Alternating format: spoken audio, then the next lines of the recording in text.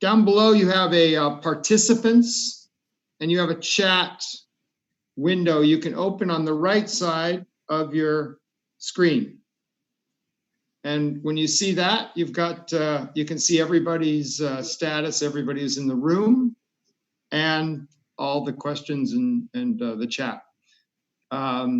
If you have also the participants up, you'll see a little button which says raise your hand. We'll try to, we have a big long list here. So if you have your hand up, we'll try to recognize you and add you to the conversation for that question. Okay, is that clear? All right, great. So first of all, it's a pleasure of mine to, let me introduce Jawad and Iara to everybody. Obviously they were the filmmakers here, and I want to introduce them and let them talk for a second about their background and what projects they're already working on. Here. Jawad is the cinematographer, award-winning cinematographer let them talk for the film we just watched, their background and editor. Projects he's also a filmmaker in his own right. Jawad is the cinematographer, award-winning cinematographer let them talk for the film we just watched, their background and editor. Projects he's also a filmmaker in his own right. Jawad is the cinematographer, award-winning cinematographer let them talk for the film we just watched, their background and editor. Projects he's also a filmmaker in his own right. Jawad is the cinematographer, Jawad is from Pakistan. Iara is everywhere, really. He's also a filmmaker and Korean descent. Jawad is from Pakistan. Everywhere, some countries. He's also a filmmaker. She can fill you the exact number. Sounding number, I thought I was way ahead. Some countries. He's also a filmmaker. She can fill you every corner. So I want to turn it over to I'll let you both introduce yourselves and give us an idea of what you're working on. And, she can start with you, Jawad. What's your background and what are you working on now? And let you both introduce yourselves. Thank you so much for the introduction, and thank you so much to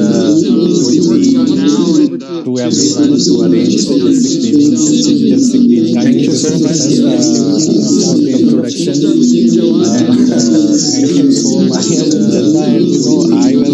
I was dying to go to arrange it, and I didn't get the opportunity. Thank you so much for the introduction, and thank you so much.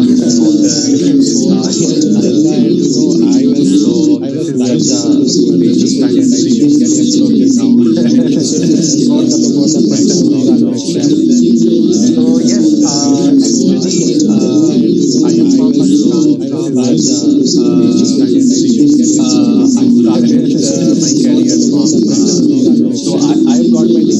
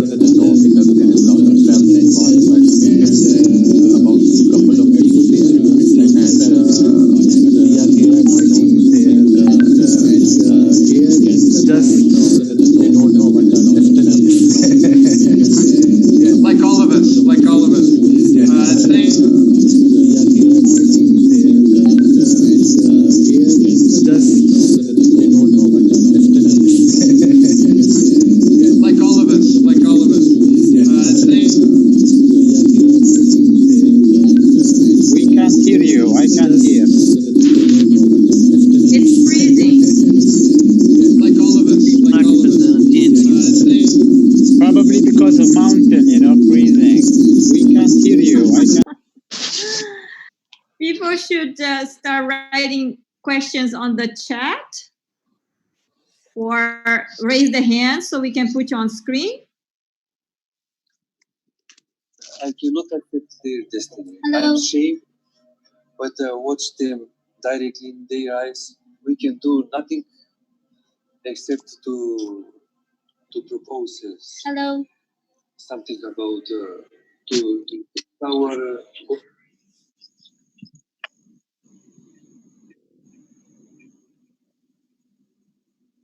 Oh, okay. We started getting some questions here.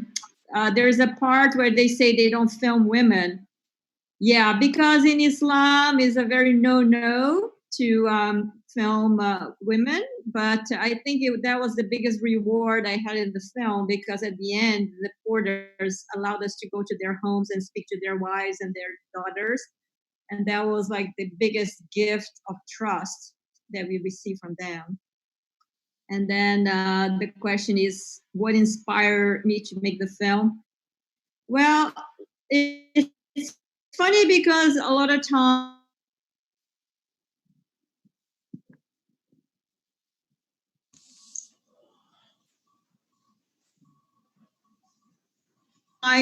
people have thought the K2 40th anniversary was coming up. I wanted to do a personal hike to the base camp, and people said, why don't we make a film? And then I was like, well, I'm not interested in so much in climber superstars. And then they suggested, why don't we make a film about the behind the scenes? So that was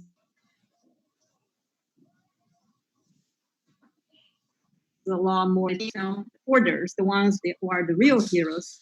And at the end, I didn't know who was going to be interested in a film about that, because most of the mountain festivals and the mountain events, they show, climber superstars.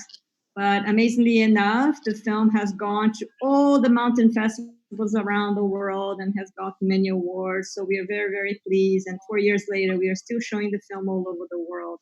So it's really amazing. How long you guys stayed on the place with freezing temperature? Well, Jawad, you want to talk a little bit about how you guys were so exhausted? Yeah, actually, I think it was not that exhausted, because we were filming, and then the other thing was like the temperature was not that cold, which we were expecting at that point. But yes, the difficult thing was like we stayed at base camp, I think, for a week. That's it. But the most interesting part was the whole journey, from the Ascoli, the last village, where you start trekking, and then on every stage. So the whole journey, I mean, it was really interesting for us. And for me as a cinematographer, the challenge was, to follow those porters, because they have to carry weight, and they were always in hurry to reach at the stage or to the camp. And for us, it was really difficult to follow those porters. And once you start filming, and then once they are gone, and then you cannot catch them again. I mean, you cannot meet their speed. So but that was a bit challenging. But on other end, I mean, it was interesting as well. Yeah, at the beginning, the porters were very annoyed. They were like, oh, here's this girl again after us with the camera. But little by little, they got used to us to the point that they started liking us. And the whole crew was Pakistani, so it was very comfortable. I was the only foreigner. The cameraman, the production coordinator, the sound, everybody was Pakistani. And then the editing, the post-production. So this is a very genuine Pakistani film, and I'm very proud of that. Every time I go to different countries, I try to work with local crews. And we have a question here about the awareness that the film brought. For sure, because the film is not so entertaining, it's more about awareness. And with the film, we've been able to campaign And we've been creating some scholarships for the children of the porters, because the porters, they feel like there is no more hope for them, but they really want to make sure the next generation has more rights and they're more respected and they have other opportunities. I mean, you saw in the film, some of them, they are joking around. They're like, what's the difference between us and donkeys, So they feel that this is their only option. And I think Nepal's made a lot of progress. They've been is a much more developed industry. So the porters, the Sherpas in Nepal, they get a lot more respect. But in Pakistan, there's still a lot of work to be done. And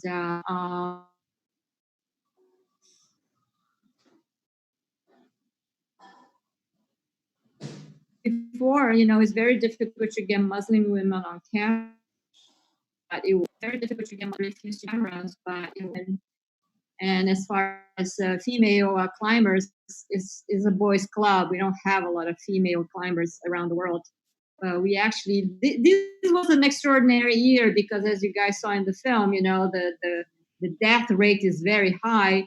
But this particular year, K2 decided to allow everybody to summit. So it was a very, very successful year. So we were very lucky. And the summiteers, the climbers, they were very generous. They gave us all their summit footage so we could cut the film. And the big work is always with the editor. The editor gets all the material and has to build something. So I'm extremely grateful to Jawad and all my editors that are working with me in new films now. What are the other questions? Sorry, I dropped off focus. The thing about the temperature there is that during the day is extremely hot, like sunstroke level, and in the evening it gets cold. But we had all these equipment and good tents and sleeping bags, but the porters, they would just have this plastic and they would put some rocks around and they would just all sleep together. So it was more like the warmth from body to body. And it was a very difficult situation because, at the end, I gave them my boots and my glasses and my parkas and da-da-da. But they just turn around and sold it because for them, they want to put food on the table. So it's not like they want to have this good quality technical material, because for them, it's more important to get rid of these fancy boots and put food on the table. So that was very eye-opening for us. And, they recognize that in order to provoke change, they have to unite. There is only so much we can do from outside. So they recognize that they have to create some sort of unison in their demands for more rights. Have everyone done anything to help the poor porters? So what we did after the film, when we have some cash awards we sent to them, we put the kids in school, and we also we supported a program where they learn more safety measurements, and then they also learn about their rights, and they learn about medical issues, so how to protect themselves. And these porters, they're just amazing because you saw in the film, they're looking around, they're laughing, they're not, just miserable and complaining, they're very tough, and to the point that even their hardship, they are just like, where is the place to make the tea? That's the priority, and they just keep on going. It's just unbelievable.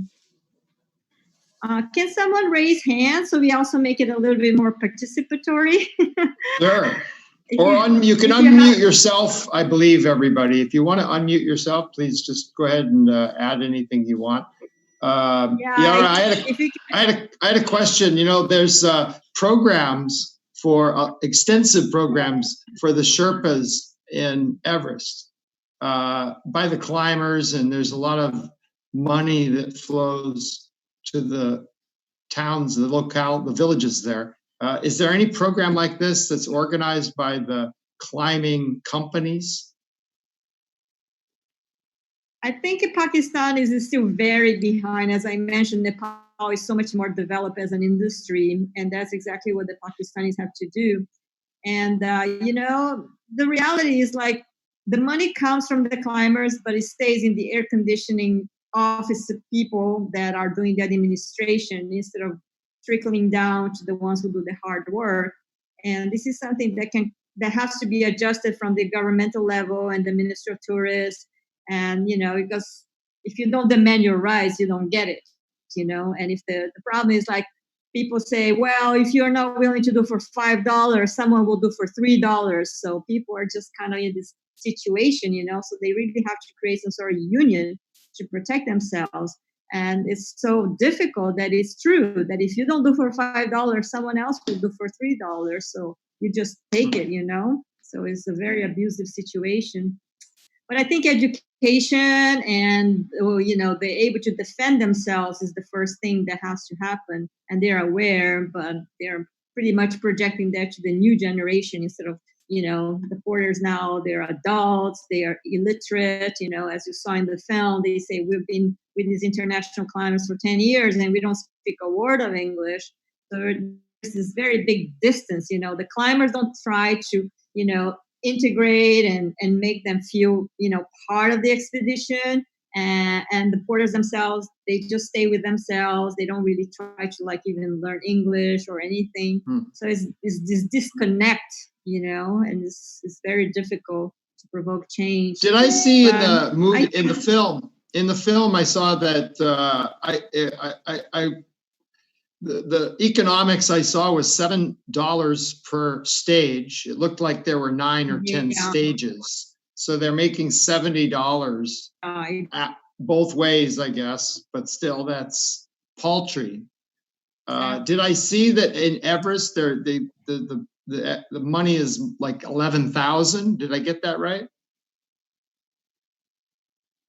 Yeah, just the permit is like 15,000, something like that. I don't know now after all these avalanches and all these things that have been happening there, but the money goes to the government pocket. So there is always the corruption aspect, even in the Everest. So it doesn't trickle down to the workers. And the difference between Pakistan is that it's so non-commercial, it's still very pristine. People are scared of going to Pakistan because of the reputation of being a terrorist country. And Nepal is the very opposite. It's so overexploited and so destroyed, and it's an industry. It's a real industry. But the whole thing about the climbing is the industry. Is not so much about the love for nature. It's becoming so much about the sponsors and the money flowing and the marketing. So it was very shocking to understand that. Julie had a good question on the aspirations and education system there. What improvements are there for ensuring the future of the children? Well, our foundation has created some scholarships, but again, there is only so much we can do, And the area is extremely isolated. There is not even phone coverage, and the winters are so long. So people just go to the basement and make babies, each porter has 10, 20 babies. And I'm just like, isn't that too much? And they're like, no, these are gifts of Allah. And I'm like, but where is the gift to take care of the gift, because it's just very difficult. But Iara, they have 9 months of doing nothing. That's exactly. So they make babies. So one question follow-up I had is, did you get any marriage proposals while you were there? Oh yeah, I did actually. One of the porters, he came to me because we need some help here.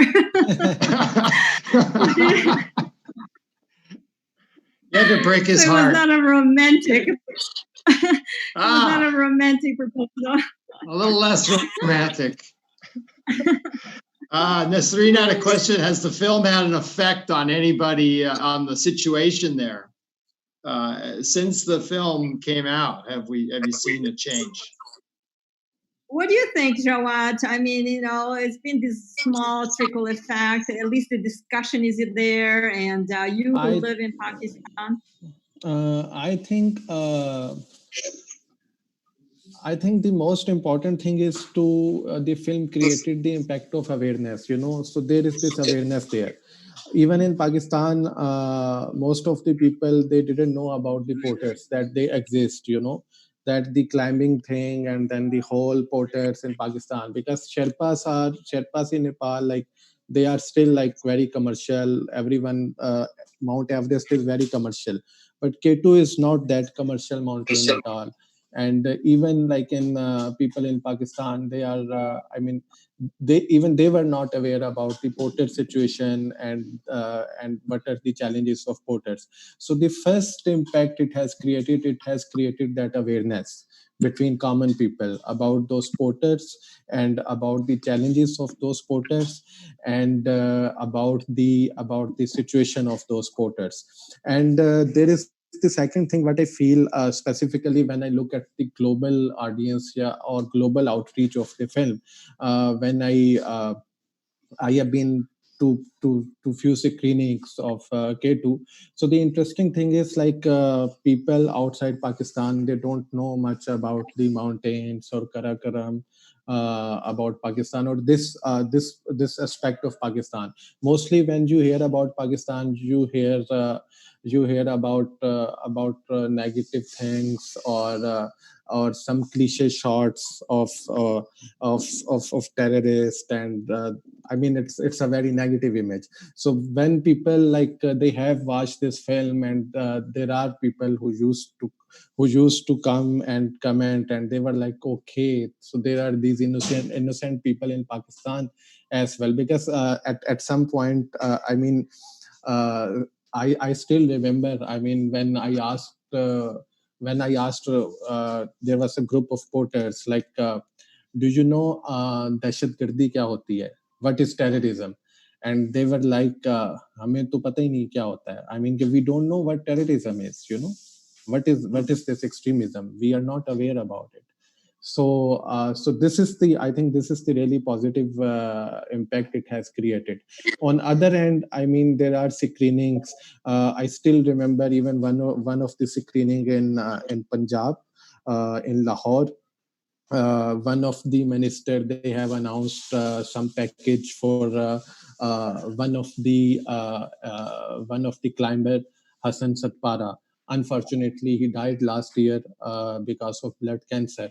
But he is the person who is complaining in the film. He said, like, I have done Mount Everest without oxygen and K2 without oxygen, and look at me, what I am doing. I am running this shoe shop.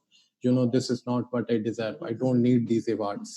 So I mean, when they have seen, I mean, that the film, and they have announced some money for the climber as well. So at small scale, it has created some impact, but I don't think so, like, on a bigger scale, it is like situation is still same, and there are a lot of things to be improved. Great. Rogaya has a question. Can you ask? Go ahead, Rogaya. Hi. So I have a question. Can you guys hear me? Yes. We don't see you. Can we see you? We don't see you. Oh, okay. 1 minute. Click Put the video on. Click on the camera there.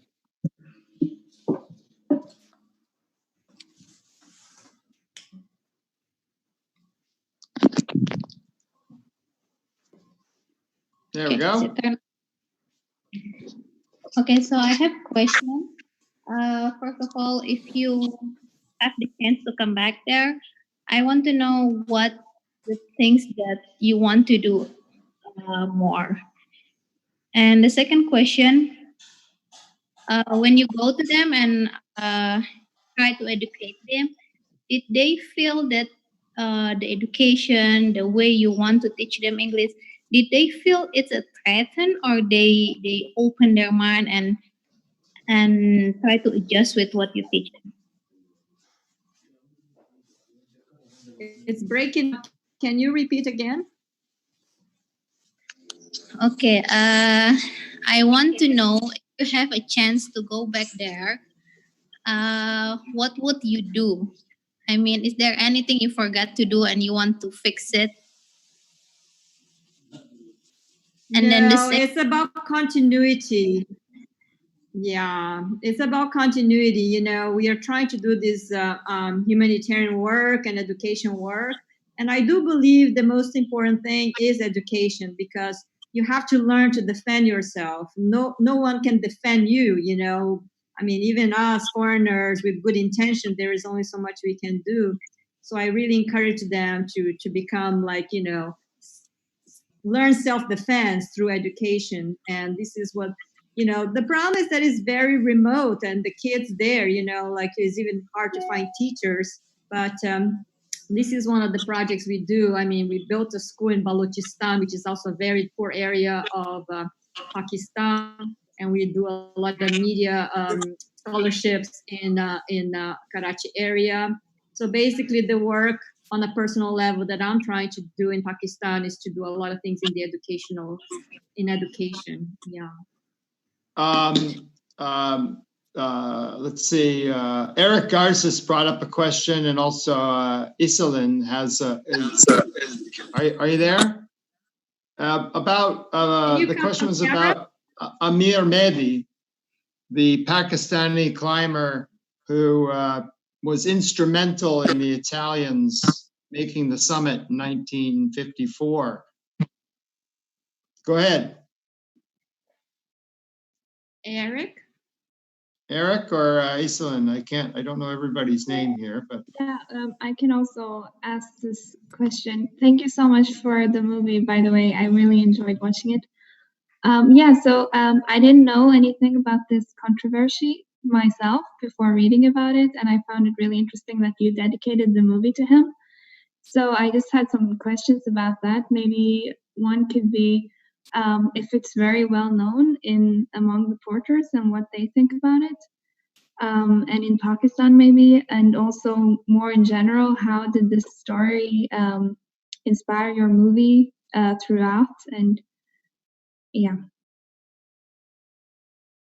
Well, I'm always about the underdogs and about the people who do the amazing work and don't get the recognition. So when I heard about the story, you know, that this Pakistani was so instrumental in the first ascent, successful ascent, and completely like, you know, he lost all his toes and he was, you know, so like, and this is basically what happens everywhere. And I think this is a metaphor to even what we are living now. When you think about the corona, you know, the people who we have to be the most grateful to are the people working in the supermarkets, in the clerks in the pharmacies, the ones that collect our garbage, and, you know, the people who are really sacrificing for us.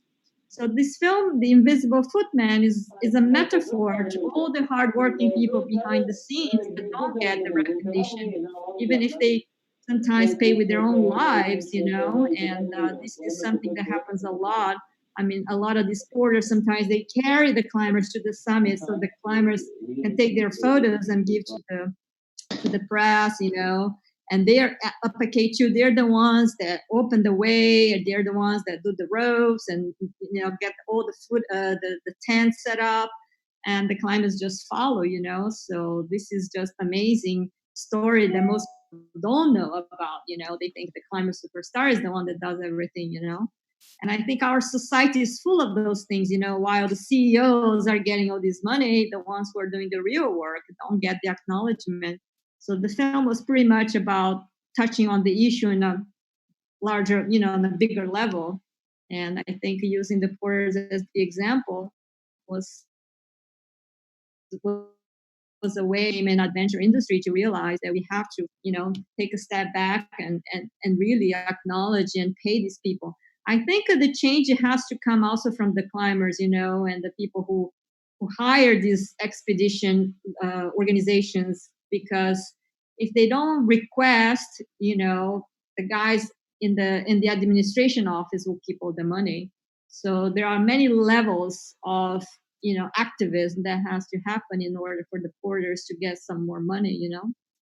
We've got a number of questions out there. Has the film been shown to any of the porters? Have they seen this in Pakistan, the finished product? Yeah.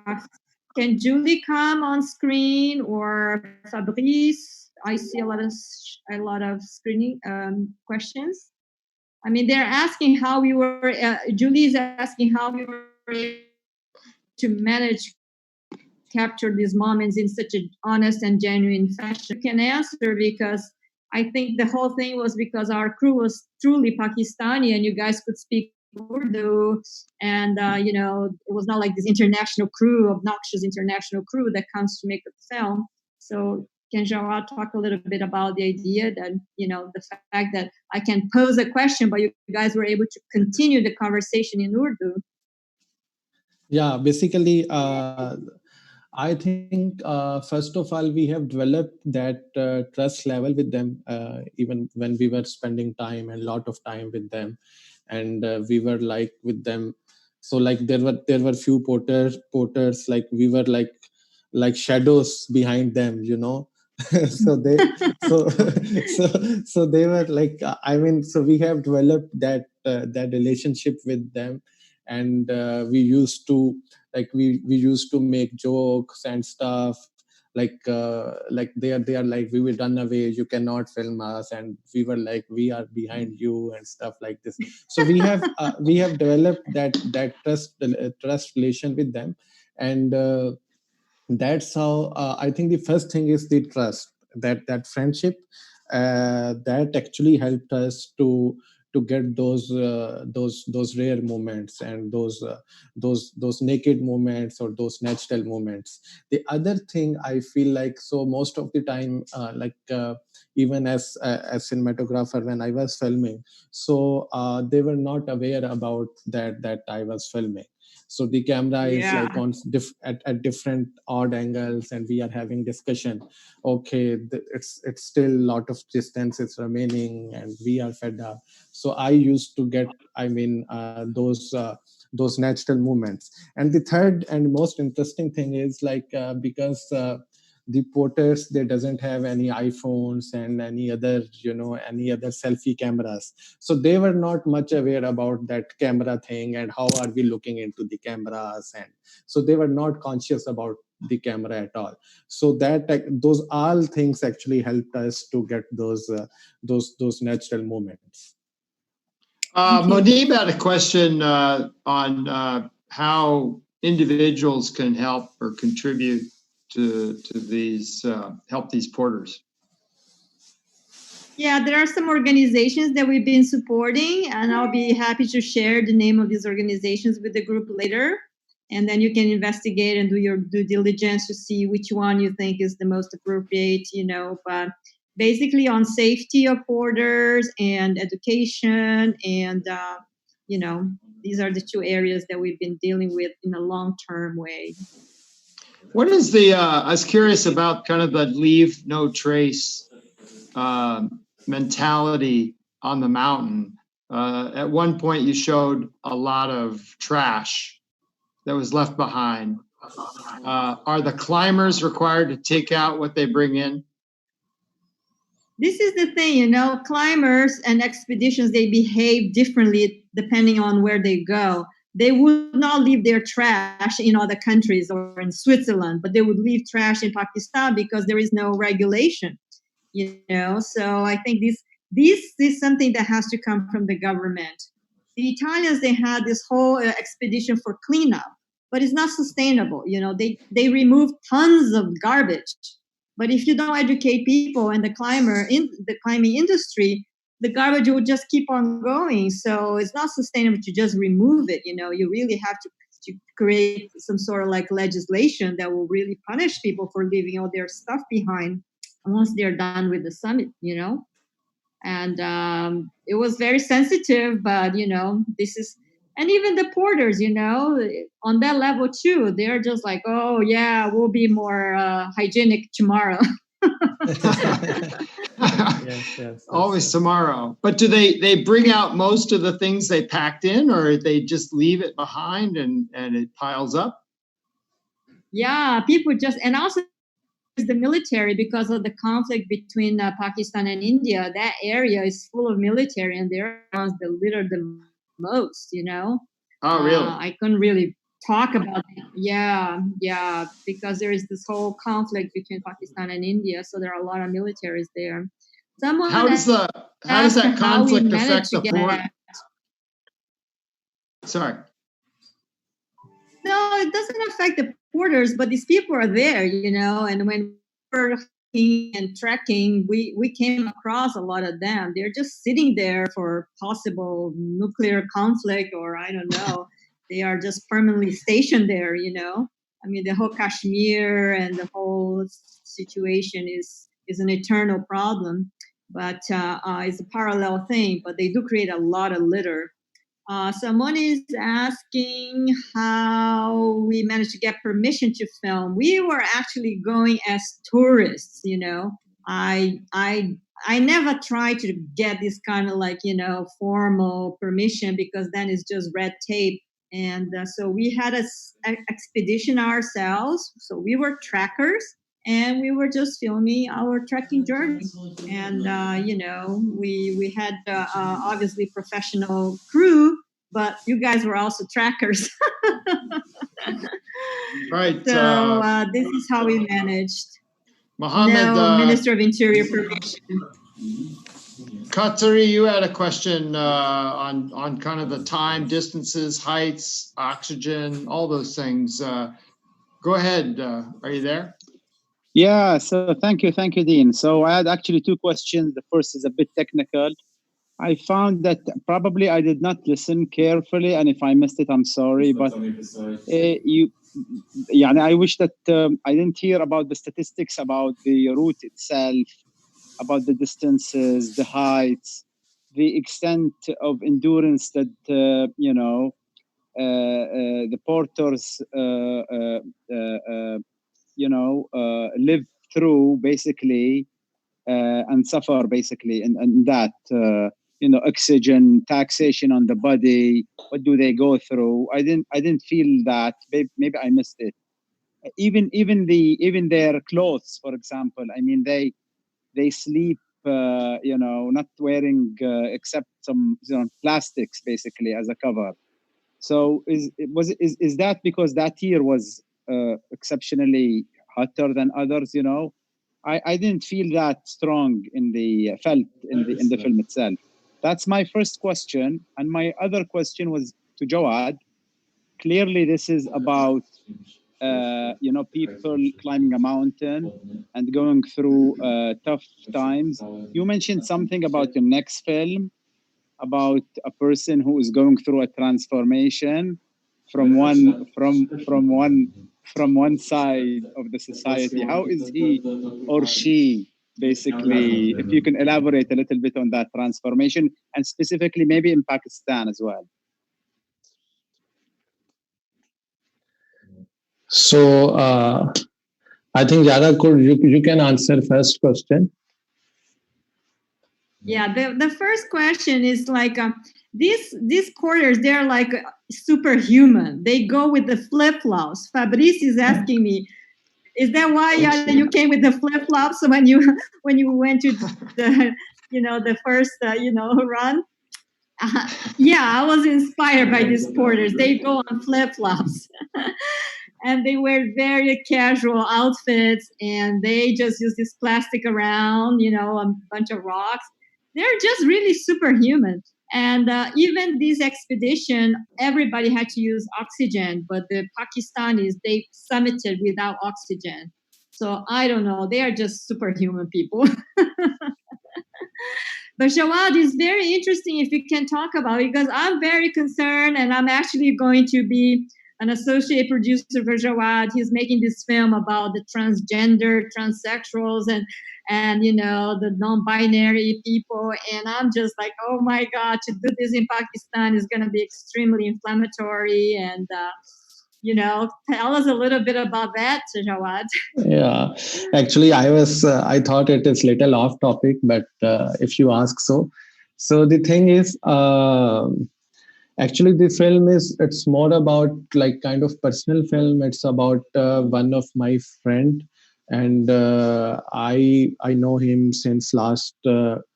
I should say I know her now since last 10 years, and it's been, so since last 3 years I started filming her.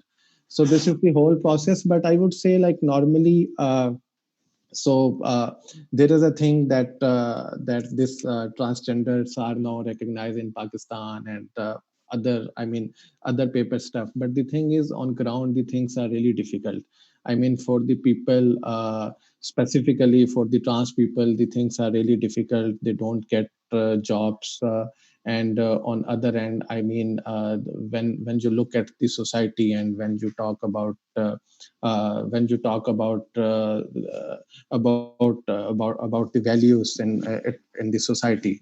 It's not just about Islam; it's about culture as well. So they always, I mean, people look down upon them, and it is difficult for them to survive. So there are a lot of taboos, and the story, like it's a more personal story. I am following her on different situation in life. I am following her in her university, in her living, and the most difficult thing is, so there are few films. This topic is very cliched actually. There are few films on trans as well, but for me, like as a cinematographer, I feel like my films are more cinema verite. So it has like more it is more like it's kind of more spy cinema. It's more realistic cinema.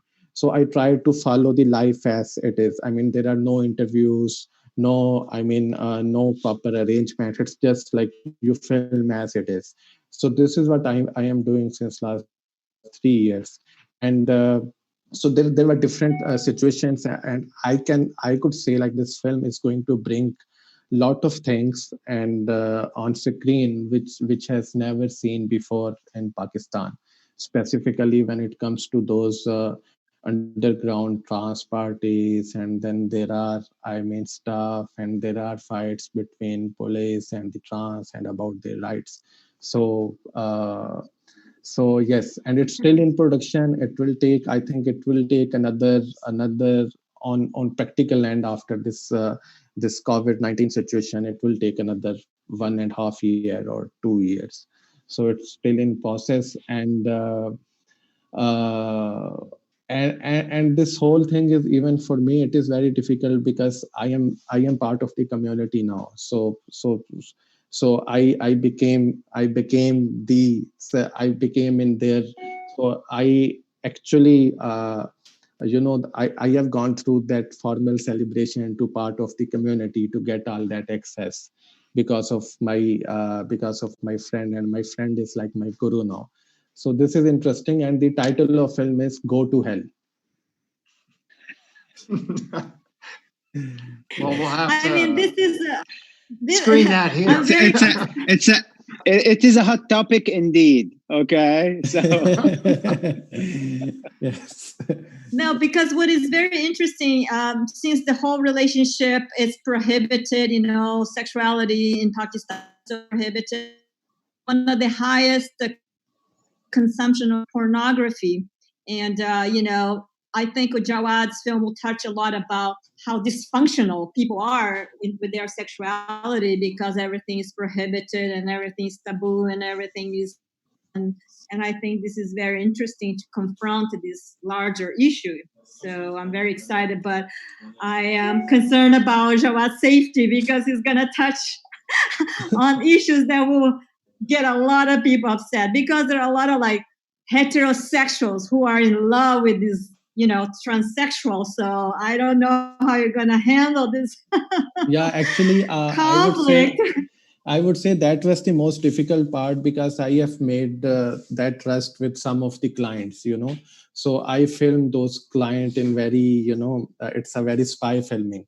So I made relationship with them, and I don't know. I mean, and some of the people are very, very dangerous, and so I mean, and the other thing, as a filmmaker, I mean, there is a very blurred line. I mean, there is a person who is trusting you, who is giving you all insight, who is sitting with you, who is sharing all experience with you, and then you are filming them, you know, and and they don't know about it. So I mean, there is a very blurred line. As a filmmaker, sometimes I question myself: is this right or not? But still, I am doing it. And the other thing, I mean, so when I talk about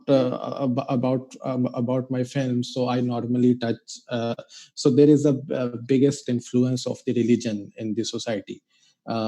If you look at Pakistan, and if you read about Pakistan, so even my previous film, Indus Blues, so we couldn't get censor certificate for a year, and when we got after a year with lot of applications, when we got censor certificate, so we got the about 12 minutes from the film got censored, and those 12 minutes were about about the debate between Islam and music, and there are those musicians who are actually telling their personal incidents, their personal relations, and what happens with them, and why music is forbidden, and what they have to face in this society. I mean, if they are earning through through their music, through their art, so I mean, it's a taboo as well when you go into the remote areas. So that was the biggest challenge. But unfortunately, those 12 minutes, which were more important specifically for the local audience to watch, those got censored. And this is what I feel about those documentary films as well, that when we make films, it's good that film goes outside, we get awards and we get a lot of screenings and everything. But I personally feel that you cannot that film cannot create an impact until the local people and local audience can get access to it. So it is very important. And unfortunately, like, we cannot get those we cannot get those censor certificates for the public viewing. We have to do private screenings, and then you cannot get that access. A few finish up. So we had a question on did anyone get hurt during the filming? And I guess as a broader question, what percentage of these guys are hurt, injured, or even killed during these types of expeditions? Did anyone get hurt during the film? Well, I fell in a crevice that got, but I got. You saw that, right? Yeah.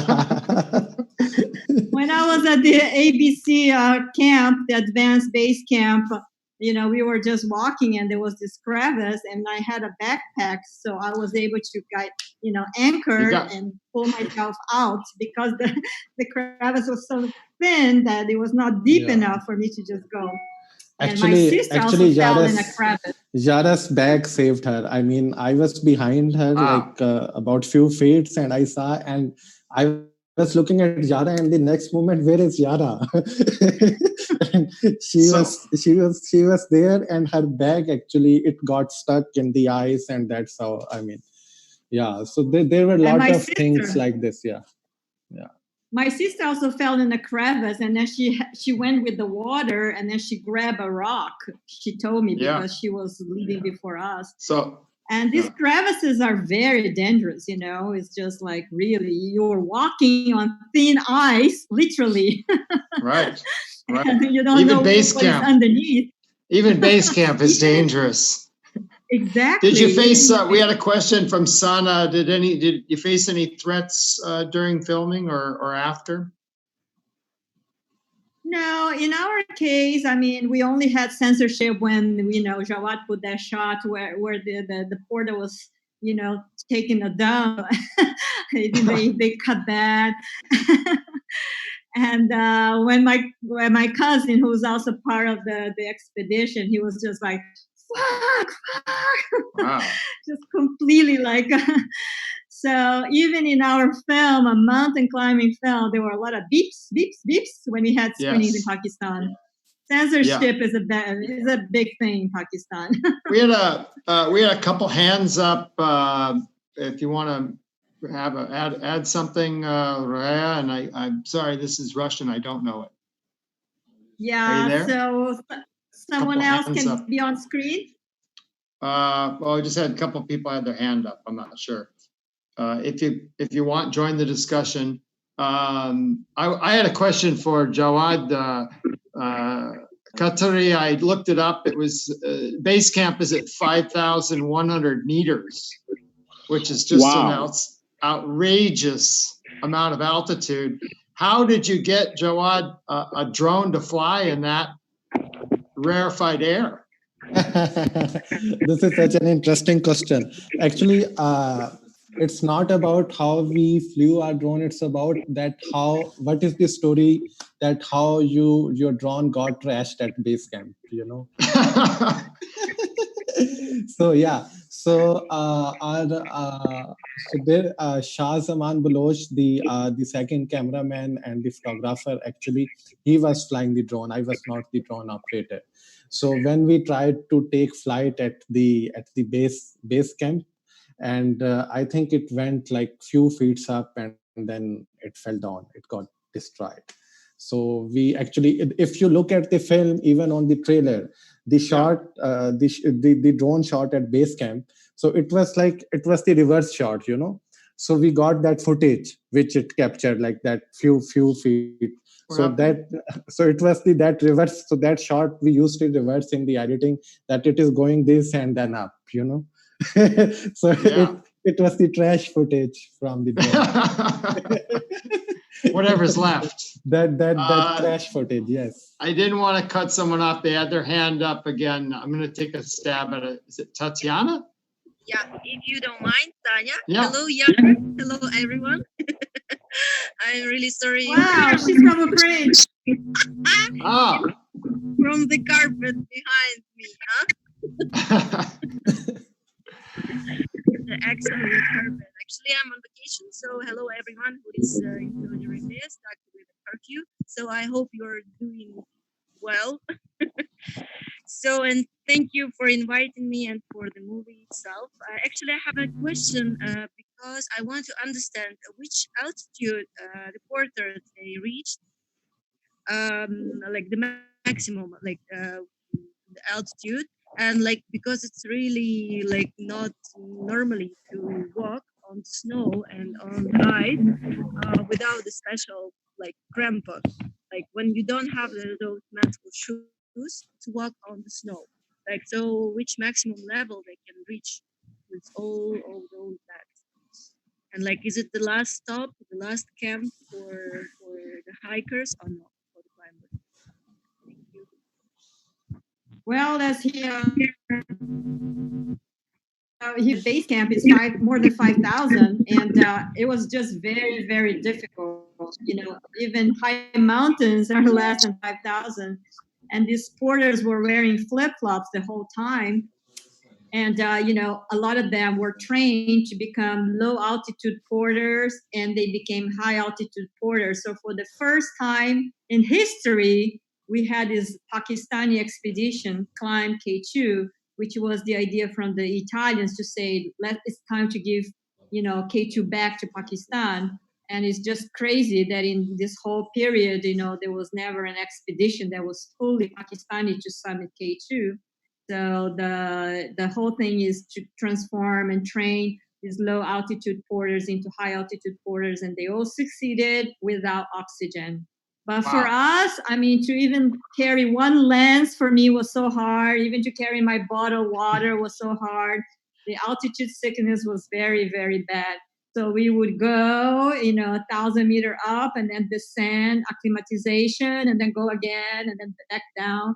And that's how we survive, I mean, Jawad was the cameraman. And when I told him I was going to bring a second cameraman, he was like, why? You don't trust me? Why you need a second cameraman? And I was just like, believe me, you need to have backup, because if someone collapses, there is a second camera. They go to crevasse. Yes. And at first, Jawad was very upset. Why you want to cinematographer? But then at the end, I was with the little whip trying to get them out of the tent because both of them were too exhausted and altitude sick. I have at least 2 camera people. Great. What do you think is going to happen with the situation we have now with the corona and travel? I don't imagine right now there might not be a climbing season. What would happen to them without a climbing season? Yeah, exactly. Because, one thing is to be exploited, and the other thing is to not be exploited at all. At the end of the day, you prefer to make $20 than $0. So it's a very complicated situation. And I think, all over the world, people are saying people are dying more of bankruptcy than corona. People are dying of hunger in India before they die of corona. And Yeah. this is just what's coming all over the world, especially in very poor countries. Even like this self-isolating, is a privilege. We are complaining that we are stuck at home, but these people in India, they don't even have a way of self-isolating. When they go to self-isolate at home, it's like 4 families in one room. So it's more like a social gathering. So we should be very aware that this is actually a privilege to be able to self-isolate. You think they'll make it though But if the income is not there? I mean, the thing is that is unbelievable is the sense of community. Nobody dies of starvation because, if this family made $5 and this family made $1, this family will help the one that made $1. And I thought that was very amazing to see this kind of like community. And I think it happens in every place where you need each other, because today I need you and tomorrow you need me. So there is this development of communities feeling that we lost in a lot of industrialized countries. And this is what I noticed, because when we went to their areas where they live, and I was like, how do you guys live with these 20 children? But the uncle and the aunt and the brother and the sister they're always gonna be there. Yeah, actually, the hospitality culture is very, very strong there. I mean, the collaboration between families, and there is that joint family system. So this is very strong there. If one family couldn't earn anything, there are other families to support them. And they don't feel. I mean, they don't make them feel that we are supporting you. It's like kind of part of community. So it's like whole community to survive. So this is, and I wonder that what is going to happen, because this climbing season, and at this travel, it seems really, really difficult now. So it is very difficult for them, but there are few porters and the children of those porters. What happens, like in winter, most of those young porters and those kids, they come to the cities, like they come to the Peshawar, they come to the Islamabad, and they work on different different household work in different hotels and different jobs. So that's how they survive for rest 9 of the months when there is no climbing season. And I think that's what they are going to do. But on other end, like most of the porters, like they even, like the old ones, even like they haven't seen the cities. Most of them, they didn't go to the Skardu. I mean, Skardu is the nearby city, but they spent their whole life in the same village. So it is going to be really challenging for them as well. Good And job. I think we should create some fund to support those porters. And we should, like, this, I mean, that as Yara mentioned, because most of the time, like those administrators and those middlemen, they got all the money. It couldn't reach to the needy people. And we should, like, we can, Yara, we can discuss something, and we can make some Yeah.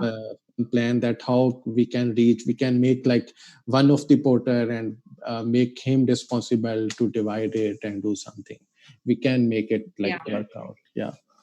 If anyone So has we'll any, let you guys know.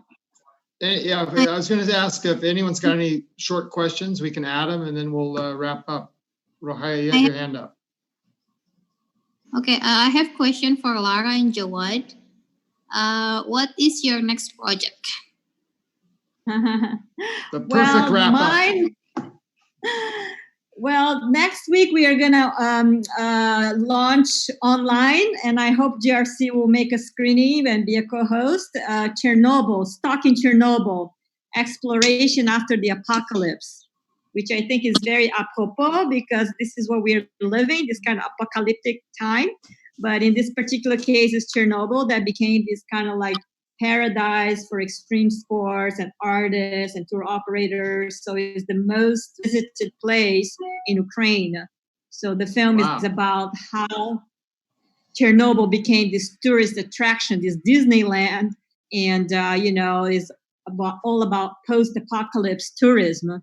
So this is what we're going to be launching next week, and hopefully we'll have a screening with you guys. And then we have another film called How to Turn Negatives into Positives, which I think is also very timing, and is about young creative people in Lesotho in Southern Africa. They have the highest rate of HIV, poverty, and unemployment, but through creativity, they find ways of overcoming these challenges. So it's all about how you use creativity to turn negatives into positives. These are the next two films that I have coming out. And then we are making one about the Sami indigenous people. They are the European indigenous people that even the Europeans don't know about. They are the official indigenous people of Europe. And this is in post-production. And we have lots of films coming out because I'm extremely productive. But Jawad is taking his time. He's a craftsman. I make a new film every month. I make a film in 5 years. Yeah. I want one question. There are still some friends who are actually waiting to accept they are messaging me that they are sending requests to join the chat. Well, we're going to wrap up. I don't know. Yeah, we're running an hour, and I was going to toss Qatar. You had a question. Yeah, one. Since Iara is doing some things about the underdogs, what about the underdogs of running? When is our turn coming? The slow runners. Yeah, you can even get that shot of us, doing a nature break in the course. No. As I mentioned, I'm very excited about the girls running, and I'm very excited about the girls who are entrepreneurs here in Saudi Arabia and all the positive things going on, because I think also Saudi Arabia has this very bad reputation, just like Pakistan, but there are a lot of beautiful things happening in this country, So a lot of times I don't just want to talk about the negative things. I sometimes like to highlight, especially, for example, in Africa. Every time I make films in Africa are about the positive stories, because we only hear the negative things, So Saudi Arabia to me is like a very big surprise, because it's so open-minded and so entrepreneurial, and the girls are so powerful, which is not what we hear outside this country, So this film about Saudi Arabia, if I make a short film here, is not about the over-oppressed, but actually the ones that fight the oppression, the girl power. Right. I see Jaber's got a hand up. I don't know what. Yes, I have some questions from YouTube. So I want to ask if the porters have seen the movie, and did the movie have any impact on the government? Yeah, the porters have seen the film, and they were very amazed because they were so blasé while we were filming, and they just couldn't believe that if we came up with something so cinematic, because they were just doing their work, being natural, and they were just blowing us off. They're like, oh my God, these people following us like shadows, like Jawad said. And they just couldn't believe we made this amazing film that really shows respect for their work and their amazing, heroism.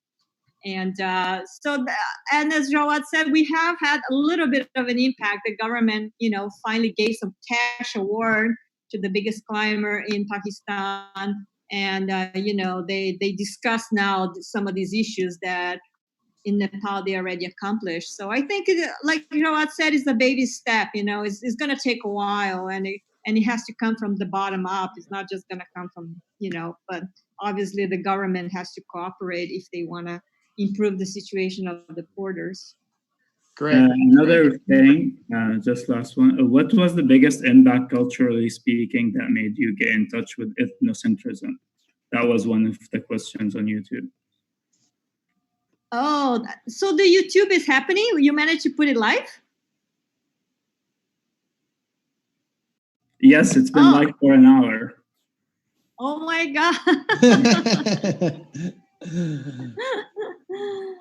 Okay, so I think we have to wrap up actually, right? It's already 10:30. we're an hour 10 in, and maybe a good time to close out and save questions for the next time. Yeah, thank there are you. many questions here on this board, and we'll try to answer via, I think we did a good job. I think we got through most of them. yeah, Thank there are a you. lot of questions, but we'll answer via text. Yes, Yes. thank you, Thank Iara, for your work. And Jawad, please finish those movies. Don't make us wait 5 years. Try a few days maybe, and keep them coming. Yes. We appreciate it. much, Thank you. everybody. We're looking forward. We'll schedule everybody something for Chernobyl, hopefully when it premieres. We'll talk with Iara about that. Yeah. So, look forward to Next seeing you all week. again there next week. Beautiful. Bye now. Thank Bye. you. Bye. Stay safe. Namaste. Stay home. Stay healthy, everybody. Obrigado. Thank you, everybody. Ciao.